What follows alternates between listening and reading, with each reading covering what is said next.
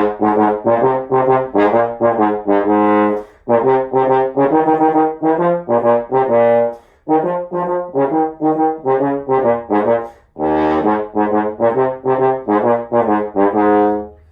YouTube, welcome back to another video. I had a nice vacation where I did play every day for like 30 minutes in a practice mute, and then I came back and had to learn how to play again, as I usually do coming back from a break like that, and learn some things about my playing, just like I always do when I do stuff like this.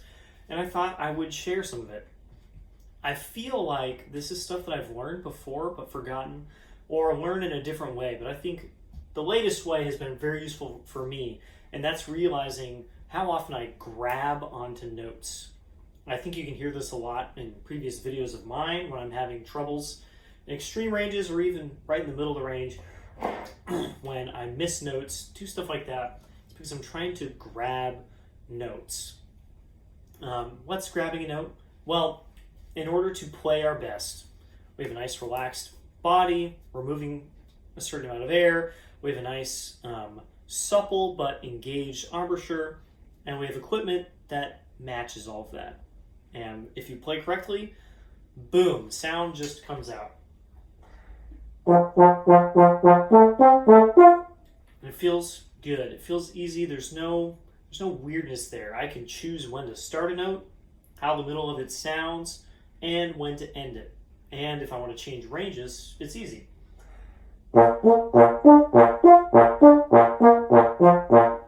There's not extra effort or thought or just energy being put into doing that. I'm just kind of, I want to play this, I want to play that, I want to play this. I'm not grabbing onto these notes. But if I grab onto notes, it sounds more like this. You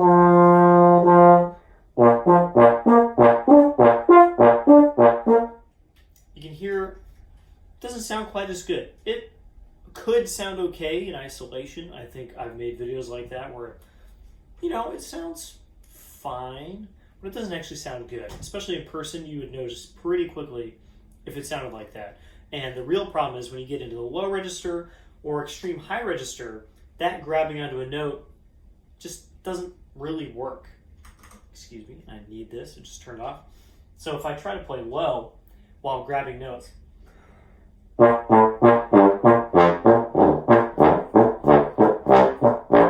things get tight and stuffy and unresponsive. They don't pop out the way they do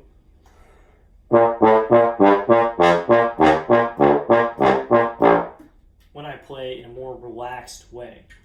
Of course, there's 1,000 things to this playing correctly, right? Everything has to be working in concert to make these notes come out. And we practice, we do a lot of stuff to make sure that that just kind of happens naturally. But one of the things that can really ruin this, even when you're playing in almost every way correctly, is grabbing onto notes, using that lip tension because of a myriad of reasons to grab onto notes and try and make them happen rather than letting them happen. So let's talk about some symptoms. I've got some stuff written down because I don't want to forget. You heard that closed sound, right? I'm still making the pitches happen. They're even in tune. Like they have like some pitch center, etc. But the sound is not as open and relaxed as it could be. It's a little bit closed.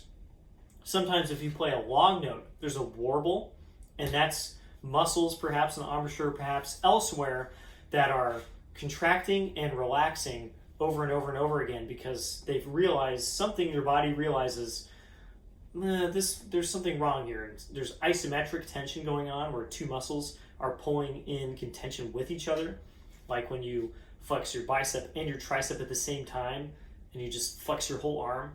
That doesn't actually do anything, right? That's just moving two muscles instead of doing this, just holding it in place, and that ends up in a warble. And that's really common with that last bit of lip tension right at the end of the face. The inability to start or end notes freely. This is one that I've had a problem with a long time, and now I realize it's a symptom of this, is when I'll play like a long tone or something, and I like can't choose when to end the note. My body's just like, this railroad track it's still going, you can't get off. And I'm like, no, but I want to stop this note. This is a pretty common one, I feel like. It ends up a lot of time in people having time issues. They can't play in a certain groove. They can't play with a conductor because of this, actually. Perhaps not because their time is actually bad, but because they literally cannot start a note when they want to. It starts in an area that they want to, but not the exact spot. Flexibility can be difficult. For me, when I'm grabbing onto notes, I can still play slurs, but they're just so much more scary. I'm not sure if I'm going to be able to play the interval that I want. Is it going to actually come out, or is it going to be too high, or am I just going to fluff a note and it's not going to come out at all? For me, I can still play slurs, but they're really uncomfortable. And I think for a lot of people, it just gets really difficult to change notes. Difficulty in very high, the really loud stuff, or lower dynamics, below anything medium. When I'm grabbing onto notes, I can play loud, and that's kind of it. I can play like a relatively okay loud sound, but not anything soft with any kind of control. And the really loud stuff just eludes me. It just sounds really bad.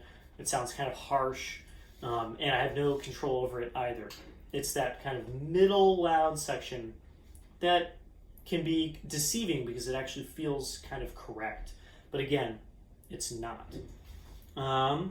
And this is possible in every range. You might think, oh no, it only happens when you play really high, or maybe you have problems in the mid-register or something.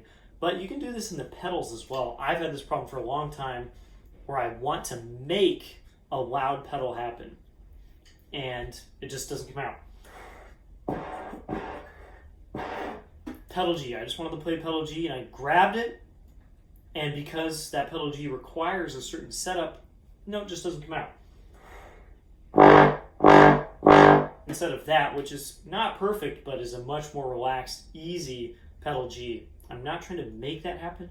I'm letting that pedal G happen. My grabbing issues currently happen a lot above the staff and a lot less below the staff, but they still do happen. And now that I'm aware of it, everything is so much easier. So, causes of grabbing onto notes, right? And there's a lot of these, but we'll try and cover them. An inefficient setup. Computer, stop falling asleep. It's been like 2 seconds. An inefficient setup at all, right? So the first kind of inefficient setup is the face/body. If there's tension in any one of these places, in your legs or something, it's possible to grab onto notes. I think we find this most commonly, and it's harder to diagnose, of course, when someone just doesn't have like a very good embouchure. You're probably going to grab onto notes because you have no choice. I think that's pretty common.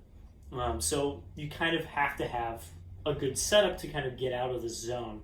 And that's something that can take a long time. This is not like a simple, just play with a good embouchure. This is something that takes a lot of work and a lot of figuring out what it is personally for you to have a good embouchure and a relaxed body. So I'm not going to talk a whole lot about that. What I will talk a little bit about is equipment. This makes a really big difference. There are some horns of mine that I feel like almost I don't grab on at all. I still do, but the way that they're set up, the resistance that they have, makes it way easier for me to just not grab. My personal problem with grabbing notes comes with instruments usually that are too open. So something like this that has a very varied resistance, let's put it that way. It's really open in some registers and not in other ones. This makes this instrument really difficult to play if I'm not aware of that. The low range with this has always been very strange for me. Sometimes it'll sound glorious and open and just like one of the most beautiful bass trombone sounds I've ever heard, and sometimes I just can't play a low C. And it feels really, really bad. And that's because this instrument down there, due to the progressive bore valves and the bigness of this area and stuff, it's quite open if you get below the staff. And so my previous setup was to just grab onto those notes and just try and make them happen, which almost never works. Other instruments, like oddly my bass trumpet has quite a lot of resistance, and so my body is like, I can actually relax. I can just kind of play with a kind of relaxed embouchure and just play. And so bass trumpet's actually quite comfortable for me. I don't have to do anything weird to play that instrument. I don't feel like I need to grab onto notes. If I try to play really high or try to play really like fast stuff, I might start to grab. But it's more natural for me. It's the more open instruments that give me a problem. And you might think, oh, contra must be really hard, but actually my contra is a very, very balanced instrument. The resistance is almost the same everywhere, and it's actually kind of just perfect. It's really super easy to play. I think this is what people mean when they say an instrument is easy to play. The resistance that the instrument gives to you in every range is the same, and you don't have to adjust at all. This instrument is not like that. It changes all the time. It's worth the effort because it sounds great, but it's really weird. I'm really only aware of this because I just got my M&W Bach 50, and the resistance on that instrument is so even that I was like, oh, my other instruments are not like this. Only my contra is about the same, and actually it might even be a little bit better. But instruments like this that have always given me a problem now have a reason why. So finding that point of resistance where the mouthpiece matches the instrument that matches you is massively important. And that's actually why I landed on this tie mouthpiece on this instrument. It's got a smaller throat, and it just kind of makes the instrument more natural. It feels more naturally resistant in every register, which means I don't need to grab as much. If I use too large of a mouthpiece, then it feels really weird. It feels really hollow. It's very difficult to stay relaxed at the chops. And I wanted to talk so much about equipment because I see this problem so often in bass trombonists, primarily. Obviously, this happens to everyone who plays brass, I think, at some point or another. But bass trombonists really want a big sound. They want axials. They want a dual bore slide. They want a one-sized mouthpiece, 29 millimeter size mouthpiece to get that sound. And their embouchure setup, their body setup is not there yet. And the only way to play that is to grab. And so they just grab in every range. And the problem with bass trombone is that you can't always hear that, especially the second partial, low B flat and below. You can sound okay when you grab on those notes. And if you have a dual bore slide and axials and a big mouthpiece, you can even play pretty well below the staff while still grabbing and playing inefficiently. So I wanted to bring this up because I hear so many people doing this, including tenor trombonists who double on bass trombone. They might be amazing tenor players. I've heard a lot of these. And then they pick up bass trombone and it doesn't have that same resistance. And instead of changing their setup, adding more air, etc., they just grab onto the notes. And so they sound way worse on the bass trombone than they did on their tenor instrument. And I think just being aware of this makes a huge difference. At least it did for me. So solutions to this. I don't want to just talk about the problem. You have to have an efficient embouchure, right? You have to have a relaxed body. You have to have a really good setup here. I feel like I've made huge strides in this lately, which is why I was kind of flabbergasted. Last week I did a day at work and I played badly the whole day. I was super tired and I was like, I feel like I'm doing everything right. And at like near the end of the day, I was like, I'm grabbing onto notes. That's it. I didn't even realize I'd just been doing that the whole day. And just that realization made me play about 1,000 times better. And coming in just 2 days later, I played 1,000 times better. You need to dial your equipment in to be balanced. That's a large reason that I have dropped a lot of my really big mouthpieces. I've dropped most of the dual bore slides. I still have some left. We'll see if they survive. I want instruments that give me the kind of natural resistance. Doesn't need to be a stuffy instrument. I'm not saying that. But I want it to be easy. I want it to be even.